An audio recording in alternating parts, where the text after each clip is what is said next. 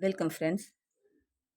இந்த வீடியோவானது திருவண்ணாமலையின் தீபத் திருவிழா, அதாவது பள்ளிகளுக்கு 9 நாட்கள் டிசம்பர் 8 முதல் டிசம்பர் 16 வரை விடுமுறை அறிவித்தது சம்பந்தமானது.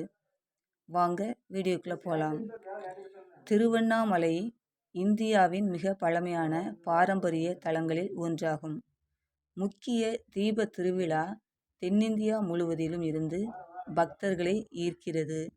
திருவண்ணாமலை மாவட்டம் திருவண்ணாமலை, ஆரணி, செய்யார், செங்கம் மற்றும் போலூர் என 5 கல்வி மாவட்டங்களாக பிரிக்கப்பட்டுள்ளது.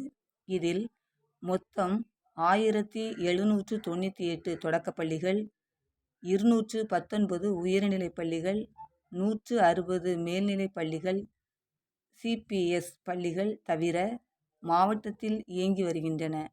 மேலும் ஜவ்வாது மலையில் பழங்குடியின மக்களுக்காக விடுதி வசதியுடன் கூடிய வனத்துறை பள்ளிகளும் இயங்கி வருகின்றன.